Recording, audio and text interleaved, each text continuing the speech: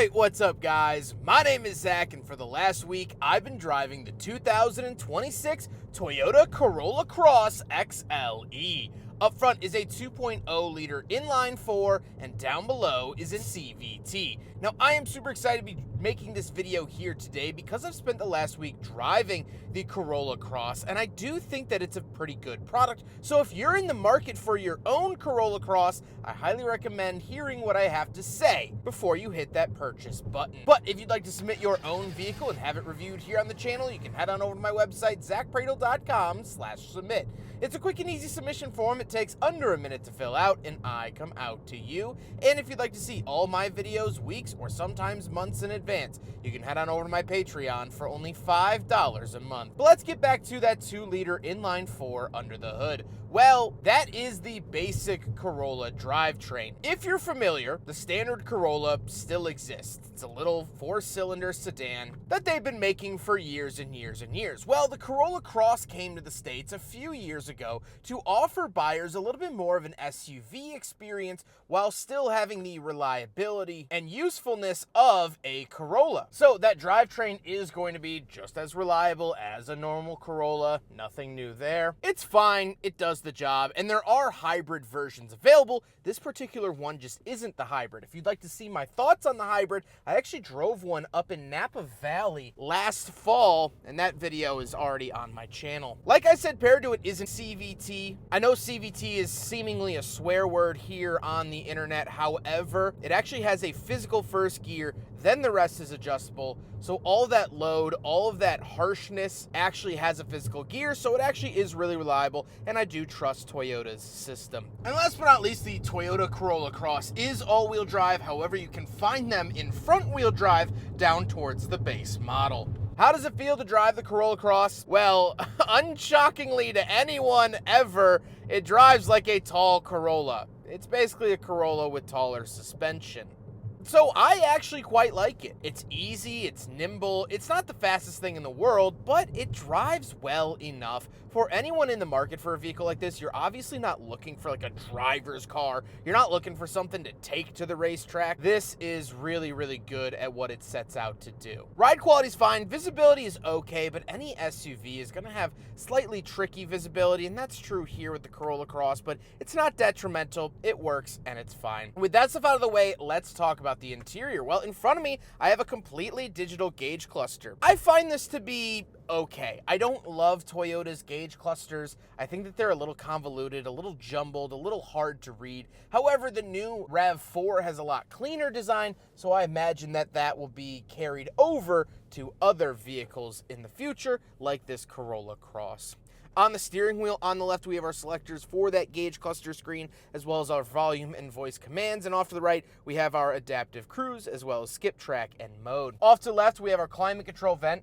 We do have our gauge dimmer switch, automatic high beams, traction control off, and tailgate release down below. This is a power tailgate, which is offered here in the Corolla Cross for a $1,200 option. Moving on to the door, we have the latch to get in and out, power mirrors, power locks, and power windows. Moving into the center, we get our infotainment display. This does have wireless Apple CarPlay and Android Auto, and all the major fixins that you would want. This does have an optional 9-speaker audio system from JBL, which is definitely a nice upgrade. It's not a crazy life-altering experience, but it definitely has a lot better sound quality than the standard speakers. One thing I dislike is that there is no volume knob. Toyota, in their Corolla products, the standard Corolla and the Corolla Cross, when you option the larger screen like this has, it actually gets rid of the volume knob. So you just have these buttons, which I personally don't like, but something that I noticed. Down below, we do have 2 climate control vents and the hazard switch. We have our climate controls themselves, dual zone climate here in the Corolla Cross. Love to see that. As well as our Eco Cool, which will only heat or cool the driver to take less strain away from the engine and just use less energy. And then down below, we do have a wireless charger. We have heated seat options, our heated steering wheel, as well as our automatic start-stop on and off. Then we have the shifter, pretty standard Toyota shifter here in the center. You'll be familiar with this from lots of other Toyota products. And off to the left, we have a USB-C that's kind of floating out in the middle of nowhere, our auto holding brake, and our power parking brake. Down below that, we do have cup holders, so we will do a big friggin' bottle test. And because the cup holders are somewhat tapered, it looks like the bottle would pass, but it actually doesn't fit more than a half-inch in. And so, unfortunately, yet predictably, because we reviewed another Corolla Cross, it fails the big friggin' bottle test. Then we do get a center console, 12-volt outlet, and USB-C found in there. And we have the seats. The seats are brown. They match part of the door card. And I really, really like this just because the Corolla Cross is such a boring vehicle that this does add a little pop of color, a little bit of flair, a little bit of excitement to an otherwise boring interior. They've been comfortable enough throughout my week with it. They are heated, and they work. So that's all you need them to do. However, speaking of seats, we do have back seats. So let's go do a back seat review. All right, getting in the back of the Toyota Corolla Cross. And as you can see right off the bat, first of all, the brown seats do carry on back here. Love that touch. Not all automakers carry on fun colors from the front seats into the back seats. So really, really nice to see that here. Down below, we do have climate control vents as well as, it's hard to see, you see them now? 2 USB-C chargers down there. Absolutely lovely for people that want to charge in the back seat. We also do have pull-down cup holders here in the center. Knee room is okay. My knees are slightly touching the seat in front of me. Not as much space as I would want, but also not crammed. The regular Corolla is going to be more crammed, so the Corolla Cross does offer a touch more space. Headroom, however, actually is good. 5'11", not a small guy. I fit back here fine enough. Would I want to ride across the country for a road trip down to Miami with the boys?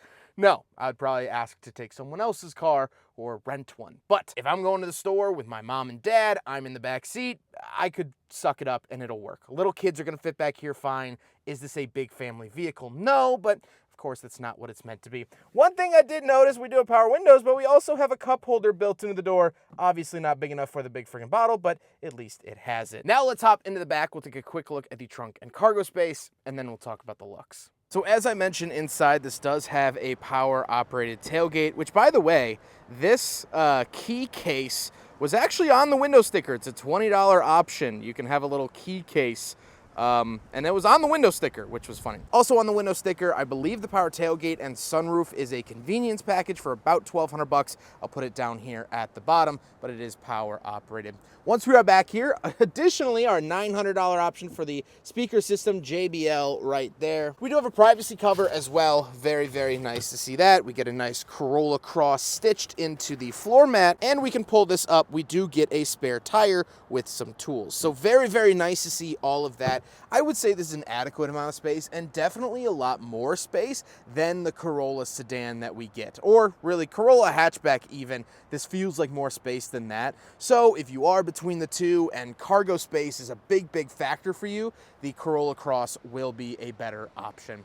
Come up here, you can grab here and pull down. That is for the non-powered tailgates, but we have the power operation, so hit that button there and watch it lower. Not the fastest thing in the world, but definitely a very nice feature to have that you can spec on your Corolla Cross. Now we gotta talk about the looks, and I don't really have a feeling one way or another about the Corolla Cross. I think it's handsome enough. I think it does the job well. What I do want to talk about is that my particular press car this week is finished in Soul Red Metallic, which is a Mazda color. So Mazda and Toyota have been joining forces as of recent. And by joining forces, I mean Toyota actually owns a part of Mazda. But they actually opened up a manufacturing plant in Alabama to build this, the Corolla Cross, and the Mazda CX-50. So as a part of that fun little agreement, Mazda has given Toyota their Soul Red Metallic paint. So if you recognize this, this is found on the Mazda CX-5,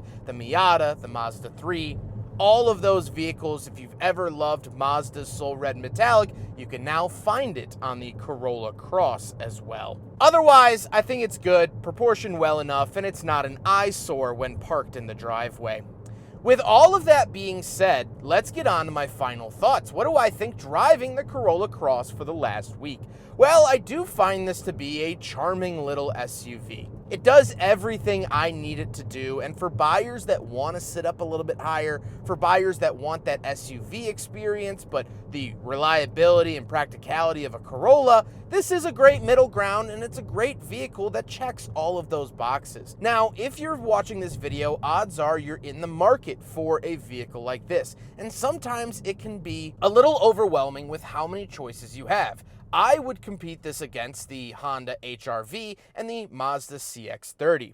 So let's draw some comparisons. Luckily, all three of those vehicles are going to be reliable. The Mazda CX-30 Turbo is the only slightly questionable one, but if you get the 2-liter NA engine in the Honda HR-V, it's very reliable. It's essentially a K20, which has been around for a long time. This Corolla Cross is going to be very reliable. This 2-liter has been around for a very long time and is very good. And the Mazda's 2.5-liter naturally aspirated engine is very reliable. So no worries there. I would rank the Corolla Cross probably at the bottom of the list in terms of interior quality. There's just a lot more plastics in here, and it's just not a very interesting place to be. I think either the Honda or Mazda would take that. In terms of looks, they all look very similar. The Mazda's probably the best to drive just in terms of driving dynamics, and the HR-V is going to have the most amount of space in the back seat. So, depending on what's important to you, those are my little tidbits for the three competitors. But overall, the Corolla Cross is a very competent product. It's a very good product, and it works well for what you want it to do. As a basic daily driver that's a little bit higher off the ground than a standard Corolla, this is it. And unfortunately, I don't have any overarching story. I don't have any lessons learned. It's just good. It works. And it's good. And gosh darn it, do I love Soul Red Metallic. Such a wonderful color. I hope you guys enjoyed the video. Huge thank you to Toyota for letting me borrow their Corolla Cross for the last week. Huge thank you to Drive Shop for facilitating the cleaning and delivery of this vehicle. And of course, the Midwest Automotive Media Association. But I hope you guys enjoyed the video. Don't forget to rate the video, comment on the video, and subscribe if you really liked it. Take care, guys.